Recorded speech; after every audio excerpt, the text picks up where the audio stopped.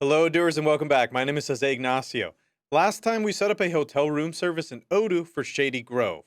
Refer to the Configure a Rental Service video if you need a refresher. Today, we're walking through a complete hotel booking, start to finish, using the rental app. Here's what we'll cover: booking a room online, manage room reservations, check guests in and out, and invoicing. We'll be working across three apps: rental for room availability and pricing, website and e-commerce for online bookings and payments, and finally planning to keep room availability in sync with rental orders. So let's jump in. First, a quick settings check. So in the sales app, the variants option is enabled in the product catalog section. These track all the room amenities.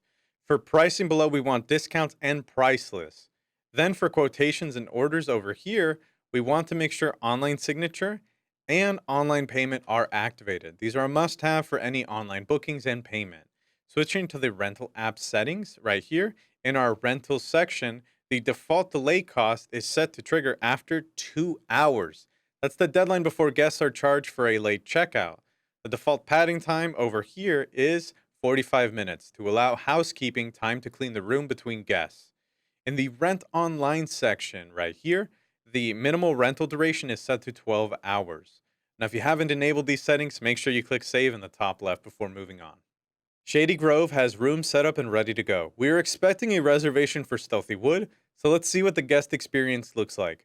From the hotel's homepage, I'm going to click Rooms over here in the top heading, and then we can see that the price is using the Stealthy Wood Company rate that Shady Grove offers its employees. In the top right corner, we could see that the price list defaults to the corporate rate. That's because we have Michelle Oakwood as an employee of Stealthy Wood on our system. And the rental pricing that we configured in the Configure a Rental Service tutorial applies to any contact that has Stealthy Wood in the company field. Let's select our rooms. I'm going to select the deluxe room. And now for our options, I'm going to choose single beds, 2 people, 2 guests in this case, and breakfast and internet included.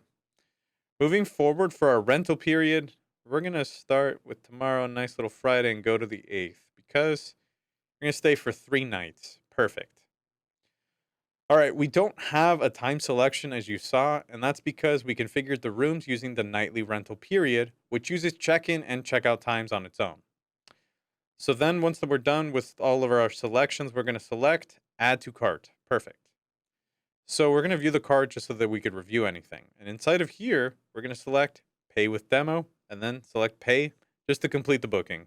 Now let's see this from the hotel side. So I can actually filter by clicking reserved over here on the rental status from the sidebar, or I can click into the search bar over here and select the to do today filter to see today's check-ins and checkouts. So I'm going to open up that rental order that we just created, and it should be right here. Perfect. Great. Okay, so in the order lines tab that we have over here, we can see the room that we booked along with the delivered and invoiced as well columns right there. Now, these are going to track the stay and what gets billed. Up at the very top, you'll notice that we have something. There's a Plan Smart button. I'm going to click on it over here, and we're taken immediately to the planning app schedule by resource view. So inside of here, I can actually see our room blocked out for our dates. We can also see the room number over here to the far left. And isn't that nice? So I just happen to have gotten an email. 2 more people are joining the Stealthy Wood reservation. Not a problem. We could do that. We can make the changes here, and it will instantly update the rental order. Let me show you how. So now I'm going to select new over here in the top left corner, and now we've opened up the add shift pop-up.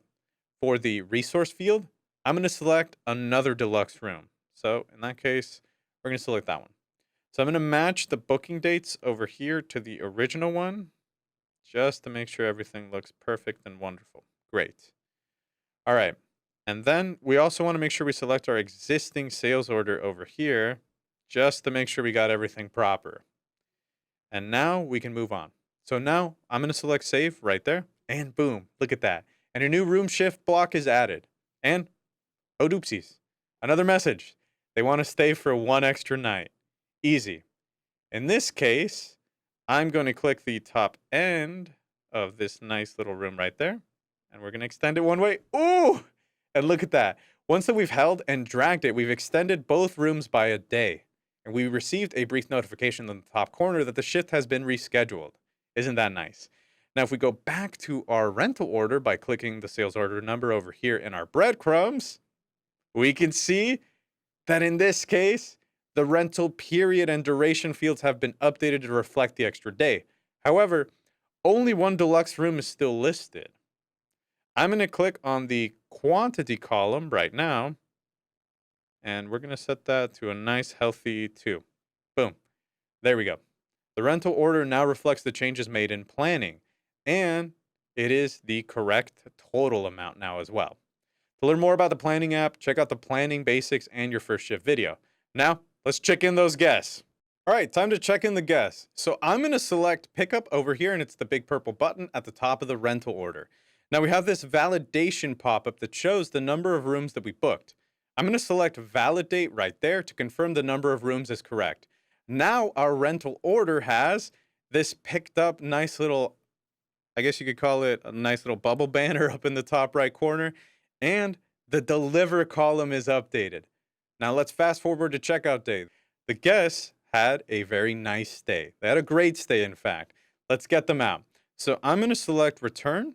Boom. Now we have another pop-up. And we're going to confirm, in this case, the number of rooms in the validation pop-up right there and select validate. Boom. All right, we have one last thing to do. We got to bill the customer. But Jose, the guests already paid when they booked the room online. I know that's what you were thinking, but hotels use the guest payment as a deposit to hold the room, then settle the full balance at checkout, including any extra fees such as internet or room service charges. So I'm going to select create invoice over here on the top left of the sales order. And for this one, it's going to be a regular invoice. And once we're done with that, we're actually going to select create draft. Boom. So inside of our draft, I can adjust, in this case, the number of hours in the quantity column right here, or add any extra charges by clicking add a line down below. Everything looks good, so we just select confirm. So the invoice is now available through the customer portal. From here, I email the invoice to the guest by selecting send, or I could also print a copy as well for them to take by selecting print. Once they've paid, the invoice updates automatically. And that's how to check guests in and out. All right, that's it. We've covered booking a room online, managing and extending reservations through the sync with the planning app, checking guests in and out, and invoicing the final bill.